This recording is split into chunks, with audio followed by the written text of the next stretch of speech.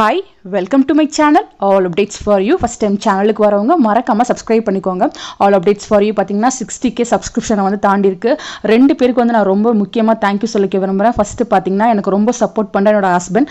Second பாத்தீங்கன்னா நான் video போட்ட அடுத்த செகண்டே வந்து ஒரு 20 லைக் இருக்கும். நான் உள்ள வந்து என்ன பேசிருக்கேன்னு தெரியாமலே லைக் போட்டுட்டு பார்க்குற என்னோட சப்ஸ்கிரைபர்ஸ் எல்லாருக்குமே வந்து ரொம்ப thank you. இதே மாதிரியே வந்து சப்போர்ட் பண்ணிட்டே இருங்க.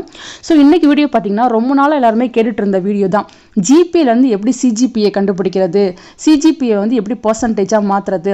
இப்போ நான் வந்து அரியர் வச்சு கிளியர் பண்ணியிருக்கேன், நான் வந்து ஃபர்ஸ்ட் கிளாஸ்ல வருவேனா செகண்ட் கிளாஸ்ல வருவேனா, இந்த மாதிரி பார்த்தீங்கன்னா நிறைய பேர் வந்து டவுட்ஸ்ல இருக்கீங்க.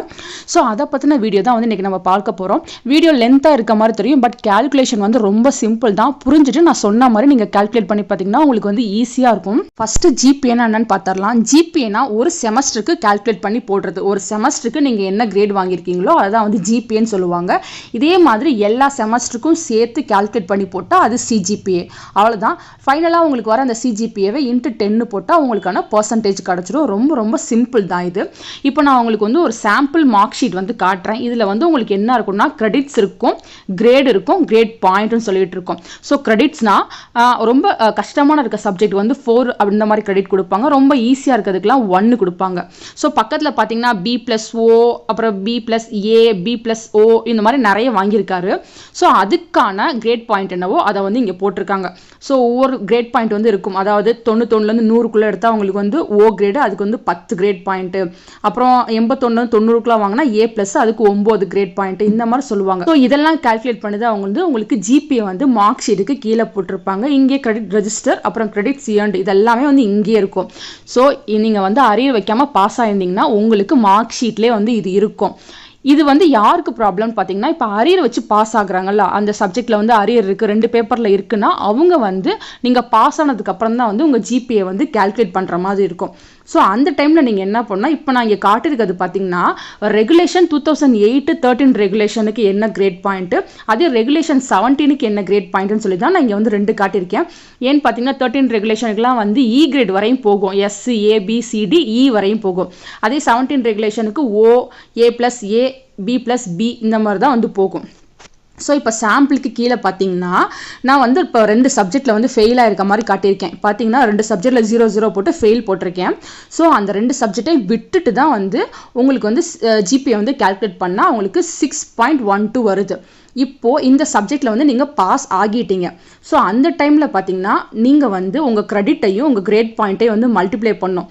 இப்போ பார்த்தீங்கன்னா இந்த இடத்துல வந்து நான் பிளாக்ல எழுதியிருக்கேன், 7, 8 வந்து வாங்கியிருக்கேன். நான் இந்த அரியர் வந்து கிளியர் பண்ணி அந்த இடத்துல 7 and 8 வந்து வாங்கியிருக்கேன். இப்போ நான் வந்து கிரெடிட்ஸையும் கிரேட் பாயிண்ட்டையும் மல்டிப்ளை பண்ணி கிரெடிட் ரெஜிஸ்டரால் டிவைட் பண்ணியிருக்கேன். ஸோ இந்த மாதிரி கால்குலேட் பண்ணால் எனக்கு 7.875 வருது. இதுதான் உங்களுக்கு அந்த செமஸ்டருக்கான GPA.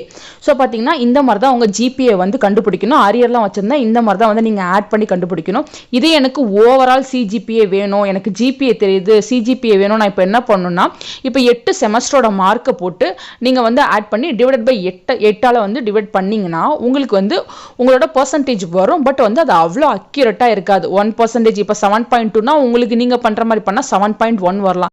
ஃபுல் டிகிரியோட ஓவரால் CGPA வந்து எனக்கு தெரியணும், என்ன பர்சன்டேஜ்னு தெரியணும்னு நீங்கள் கால்குலேட் பண்ணணும்னு பார்த்தீங்கன்னா சேம் GPA எப்படி கண்டுபிடிச்சிங்களோ அதே ஃபார்முலா தான். என்ன நீங்கள் வந்து அதில் 5 பேப்பர் 6 பேப்பருக்கு போட்டதா இதை வந்து 8 செமஸ்டரில் இருக்க எல்லா பேப்பருக்குமே போடணும். அப்படி போட்டால் தான் உங்களுக்கு அக்யூரேட்டாக ஒரு பாயிண்ட் கூட குறையாமல் வரும். இப்போ எப்படி பார்த்தீங்கன்னா நீங்கள் கீழே வந்து கிரெடிட் ரெஜிஸ்டரால் தான் வந்து நீங்கள் டிவைட் பண்ணுவீங்க. ஸோ ஒவ்வொரு செமஸ்டர் மார்க் ஷீட்டில் இருக்க கிரெடிட் ரெஜிஸ்டரை வந்து ஃபஸ்ட்டு ஆட் பண்ணி வச்சுக்கோங்க. அது ரொம்ப முக்கியம். எவ்வளோ கிரெடிட்டோ அது எல்லாத்தையுமே ஆட் பண்ணி நீங்க கீழே வச்சுக்கோங்க. மேலே பார்த்தீங்கன்னா நம்ம கிரெடிட் பிளஸ் கிரேட் பாயிண்ட் வந்து மல்டிப்ளை பண்ணி போடுவோம். அது மாதிரி எல்லா பேப்பருக்குமே நீங்க வந்து போடணும். இப்போ ஃபர்ஸ்ட் செமஸ்டர்ல 5 பேப்பர் இருக்குன்னா அந்த 5 பேப்பர், அடுத்த செமஸ்டர்ல 5 பேப்பர் இருக்குன்னா 5 பேப்பர், இது மாதிரி 8 செமஸ்டருக்கு எத்தனை பேப்பர் இருக்கோ அத்தனை பேப்பருக்குமே கால்குலேட் பண்ணி போட்டுட்டு நீங்க வந்து கிரெடிட் ரெஜிஸ்டர் ஆல்ரெடி கால்குலேட் பண்ணியிருப்பீங்க, அதால டிவைடட் பை பண்ணா மட்டும்தான் உங்களுக்கு அக்யூரேட் CGPA வரும். அந்த CGPA தான் உங்க டிகிரியிலே வரும்.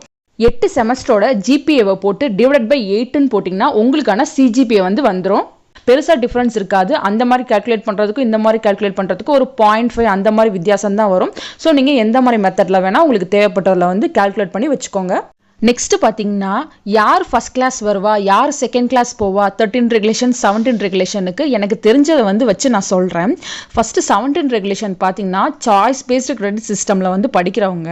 ஸோ பார்த்தீங்கன்னா நீங்கள் டிகிரி முடிச்சுட்டு எக்ஸ்ட்ரா உங்களுக்கு 2 வருஷம் டைம் கொடுப்பாங்க. அதுக்குள்ளே வந்து நீங்கள் அரியர்ஸ்லாம் வந்து கிளியர் பண்ணிக்கணும். அந்த டிகிரி முடிச்ச அந்த ஃபஸ்ட் இயர்க்குள்ளே வந்து நீங்கள் வந்து அரியர்ஸ்லாம் கிளியர் பண்ணி 8.5க்கு மேலே வச்சுருந்தீங்கன்னா உங்களுக்கு டிஸ்டிங்ஷன் வந்து கிடைக்கும். இதே பார்த்தீங்கன்னா 2 வருஷத்தில் வந்து நீங்கள் அரியர் கிளியர் பண்ணி நீங்கள் வந்து 70% மேலே வச்சுருந்தீங்கன்னா உங்களுக்கு ஃபர்ஸ்ட் கிளாஸ் கிடைக்கும். மற்ற எல்லாருமே பார்த்தீங்கன்னா செகண்ட் கிளாஸ்க்குள்ள தான் வருவீங்க. இது 17 ரெகுலேஷனுக்கு. இதே 13 ரெகுலேஷனுக்கு பார்த்தீங்கன்னா நீங்கள் அரியர்ஸே வச்சிருக்க கூடாது.